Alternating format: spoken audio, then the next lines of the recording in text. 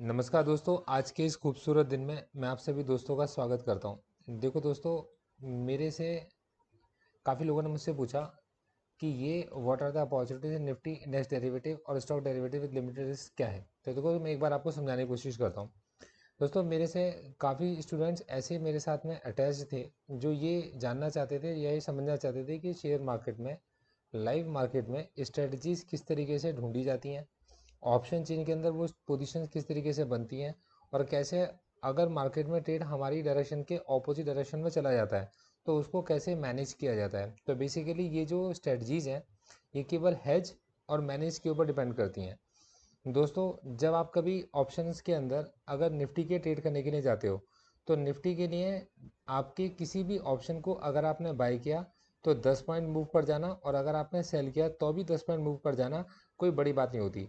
तो जो लोग सेल करते हैं और 10 या 20 पॉइंट या 30 पॉइंट या 40 या 50 पॉइंट का स्टॉप लॉस लगा कर रखते हैं, तो उनका 40 या 50 पॉइंट का स्टॉप लॉस बाई साइड में या सेल साइड में, दोनों में से किसी भी साइड में हिट हो जाना कोई भी बड़ी बात नहीं होती है। वो प्रॉफिट का जो टारगेट करते हैं वो 10 या 20 रुपये का टारगेट करते हैं, और उनके स्टॉप लॉस होते हैं बहुत बड़े बड़े। जैसे कि मेरे कई दोस्त ऐसे हैं जो मुझ एक 60 रुपये का या 80 रुपये का ऑप्शन परचेज करते थे। तो मैं उनसे पूछा था इसके पीछे का रैशनल क्या है आपका, तो कहते थे मैं 80 रुपये का ऑप्शन खरीद रहा हूँ, बस अभी ये 5 रुपये बढ़ जाएगा तो मैं इससे बाहर निकल जाऊँगा। तो मतलब एक ऐसे ऑप्शन को खरीदते थे जिसके बढ़ने के चांसेस उनको लगते थे, और जो थोड़ी सी मूवमेंट में 5 रुपये बढ़ जाए। तो मैं ये सोच के चलता था कि अगर ये 5 रुपये बढ़ सकता है तो ये 5 रुपये कम भी हो सकता है। तो मैं उनसे पूछता था उसमें आपका स्टॉप लॉस क्या है। तो कहते हैं मार्केट तो वोलेटाइल रहता है कि अगर कोई भी स्टॉप लॉस रखोगे तो वो स्टॉप लॉस हिट हो जाता है। तो मैंने खुद भी ऑब्जर्व किया कि 10 पॉइंट या 20 पॉइंट का स्टॉप लॉस तुरंत हिट हो जाता है मार्केट के अंदर। तो देखो, ऐसे लोग जो किसी जगह पर जॉब कर रहे होते हैं या कोई बिजनेस कर रहे होते हैं, तो उनके स्टॉप लॉस ज़्यादा हिट होते रहते हैं, और वो ना फोकस कर पाते हैं अपनी जॉब पर और ना फोकस कर पाते हैं अपने बिजनेस पर।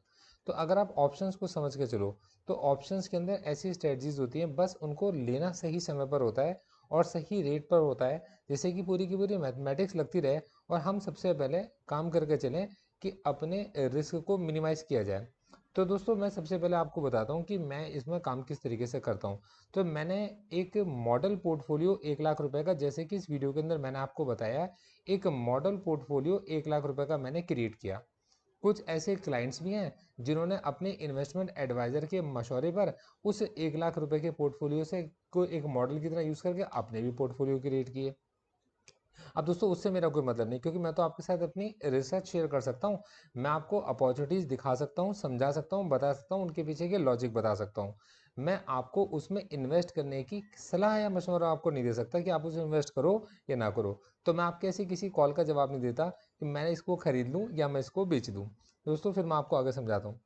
तो अब दोस्तों, मैंने उस मॉडल पोर्टफोलियो के अंदर अगर एक पोजीशन क्रिएट होती है तो वो सबसे पहले क्लाइंट्स को इन्फॉर्म किया कि ये एक अपॉर्चुनिटी मार्केट के अंदर अभी बनी है, इसको अगर मैं इस रेट पर परचेज करता हूँ या फिर इसके साथ इस पर्टिकुलर इस स्ट्राइक की किसी कॉल को या पुट को मैं सेल करके चलता हूँ, तो मेरी इस कॉम्बिनेशन के अंदर मेरा जो रिस्क है वो इतना है, और मतलब आगे इसके रिवॉर्ड के चांसेस बन सकते हैं। तो पहले मैं रिस्क मिनिमाइज़ करने की कोशिश करता हूँ। फिर फर्दर अगर मार्केट हमारे उस डायरेक्शन में जाता है तो मैं उनको ये भी अपडेट करता हूँ कि मैं अपने इस मॉडल पोर्टफोलियो के अंदर एक प्रॉफिट बुक करने की अपॉर्चुनिटी देख रहा हूँ, और यहाँ पर प्रॉफिट बुक किया जा सकता है। इन द सेम वे, अब ये रिसर्च मैंने उनके साथ जब उनको शेयर की है तो ये चीज़ कहलाती है मॉडिफिकेशंस, ठीक है, कि मार्केट के अंदर ये चीज़ निकल कर आई। अब ऐसा भी हो सकता है कि ट्रेड मेरी ऑपोजिट डायरेक्शन में जा रहा है। तो अगर ट्रेड मेरी ऑपोजिट डायरेक्शन में जा रहा होता है तो हालांकि स्ट्रेटजी मेरी हैज है, लेकिन फिर भी मैं क्लाइंट को इन्फॉर्म करता हूँ अगर किसी तरीके की किसी मॉडिफिकेशन की रिक्वायरमेंट होती है। तो दोस्तों, इसके अंदर सबसे पहले अर्ली इन द मॉर्निंग, हर रोज़ सुबह 8 बजे चाहे कुछ भी हो, मैं सबसे पहले एक प्लान को अपने समझाता हूँ, अपनी पोजीशंस को समझाता हूँ, ऑप्शन चेन को समझाता हूँ, उनके अंदर बनने वाली मतलब अपनी अपॉर्चुनिटीज़ के पीछे के लॉजिक्स को, रैशनल्स को समझाता हूँ, और दिखाता हूँ कि जैसा मैं कर रहा हूँ ऐसा ऑप्शन चेन में देखो किस जगह पर होते हुए दिख रहा है और बन रहा है। तो इसमें क्या रिस्क है वो मैं बताकर चलता हूँ।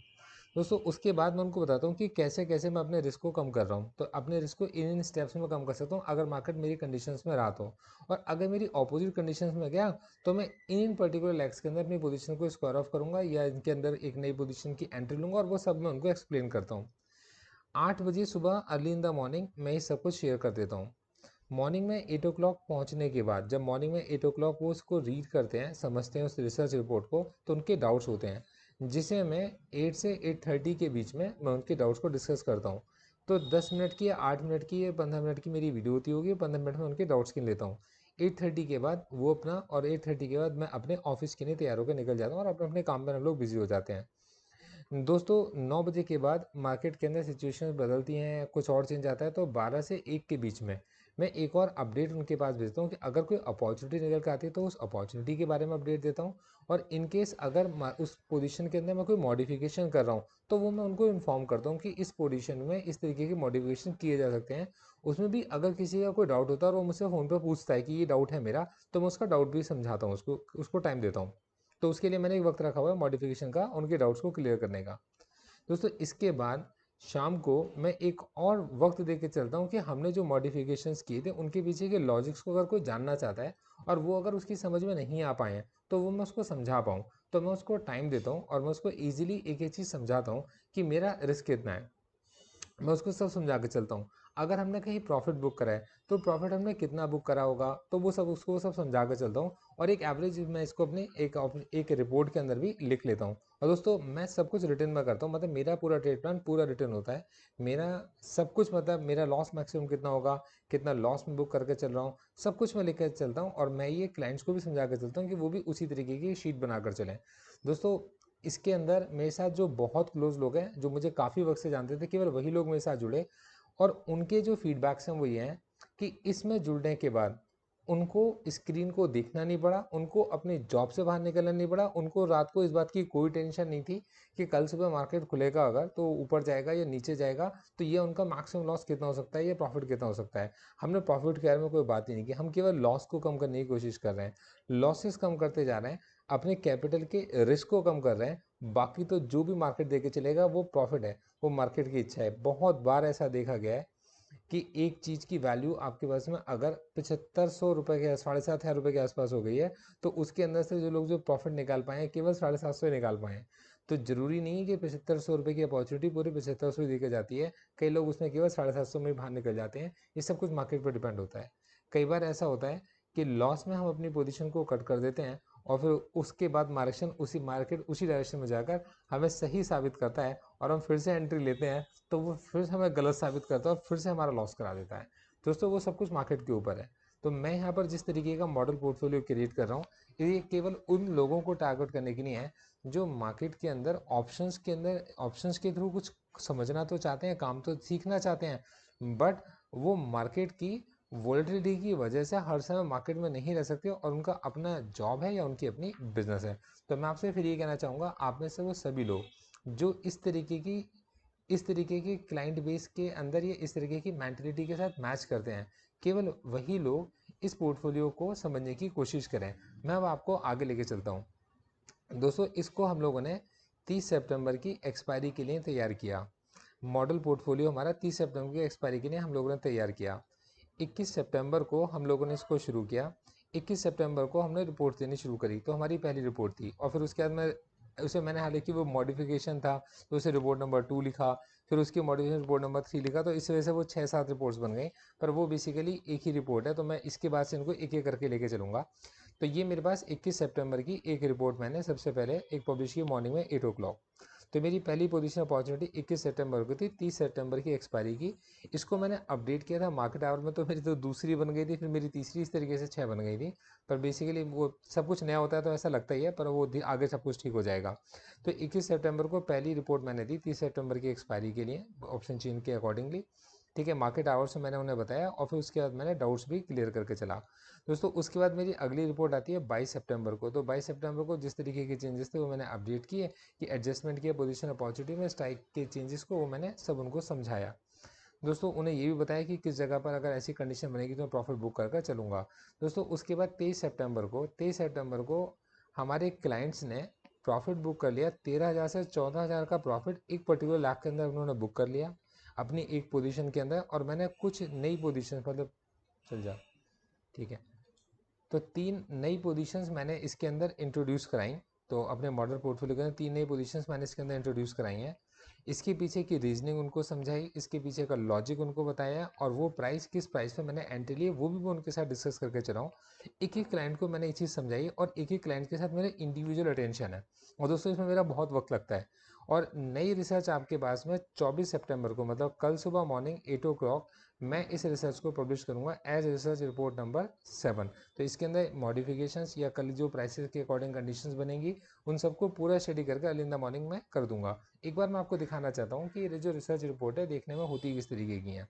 तो दोस्तों जब आप इसको क्लिक करते हो, तो जब आप इसे क्लिक करोगे तो ऐसे वो सभी लोग जो मेंबर्स हैं, तो उनकी ईमेल आईडी, वो जिस ईमेल आईडी से उन्होंने मेरे उस फॉर्म को भरा होगा और जिस ईमेल आईडी से उन्होंने इस प्रोग्राम को ज्वाइन किया होगा, इसको क्लिक करते ही एक वीडियो उनके पास में खुलकर आ जाएगी इस तरीके की। देखो दोस्तों, लर्निंग और लाइव एजुकेशन प्रेजेंटेशन पर्पज उनके से पास में ये वीडियो एक उनके पास में वीडियो खुलकर आ जाती प्रेजेंटेशन है, में जहाँ पर मैं उनको एक एक चीज़ स्टेप बाय स्टेप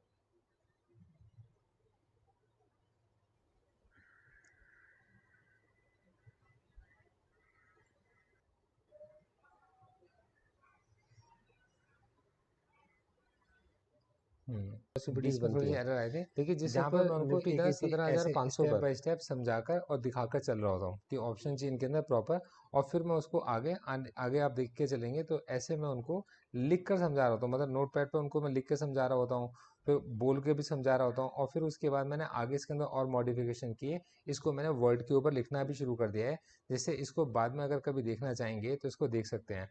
दोस्तों हम इसकी मतलब कुछ भी कर सकते हैं, तो 720p भी मैं जैसा मतलब आपका नेट आपको अलाउ करता हो तो आप उसके अकॉर्डिंग कर सकते हैं। मैं एक एक पोजीशन आपको ऑप्शन चेन पर समझा रहा होता हूँ कि किस जगह पर क्या एंट्री क्यों लगती है और उसके पीछे का लॉजिक क्या देखिए चल रहा है, निफ्टी जिस और उसके पीछे क्या ओपन इंटरेस्ट काम कर रहे हैं, किस तरीके के ओपन इंटरेस्ट की पोजीशंस को देखकर मेरे को कैसा लगता है, ये एक ही चीज़ में समझा रहा होता हूँ। और दोस्तों सब कुछ लॉजिक के ऊपर काम करता है, पूरी मैथमेटिक्स है, सब कुछ कैलकुलेटेड होता है। दोस्तों ये वीडियो अगर आपकी समझ में आई हो तो मतलब मैं चाहूँगा कि आप इस वीडियो को लाइक करें और दोस्तों के साथ शेयर करें। जाने से पहले मैं चाहूँगा कि आप इसके साथ मेरे कुछ डिस्क्लेमर्स हैं जिन्हें आप मेरी वेबसाइट के ऊपर पढ़ भी सकते हैं।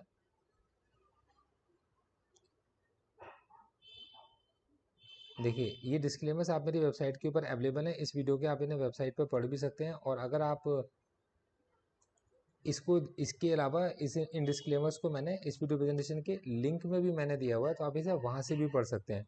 दोस्तों एक भी जगह पे मेरा ऑब्जेक्टिव आपको मार्केट के अंदर ट्रेड करने के लिए उकसाना या फिर लालच देना बिल्कुल भी नहीं है, और मार्केट के अंदर किसी भी तरीके की कंडीशन हो सकती हैं।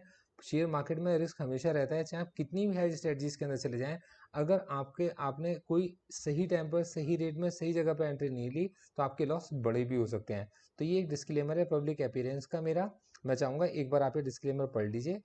और यहाँ पर मेरा अदर देन ट्रेडिंग कोई भी वेस्टेड इंटरेस्ट इसके अंदर बिल्कुल भी नहीं है, और ये सब कुछ मैंने इसके अंदर सारे पॉइंट्स को कवर कर दिया है। Thank you so much, all the best. इसके अलावा जो पोजीशंस मैं आपको बताकर चलता हूँ उन्हें केवल मैं अपने मॉडल पोर्टफोलियो के अंदर लिख कर तो चलता हूँ, पर जो स्ट्राइक्स और जो पोजीशंस मैं आपको बोल कर चल रहा हूँ, तो उन स्ट्राइक्स के अंदर या उन उस एक्सपायरी के अंदर उस पर्टिकुलर चीज़ के अंदर मैं अपनी कोई पोजीशन नहीं ले सकता, तो मेरी कोई पोजीशन के अंदर नहीं होती है। Thank you so much, all the best.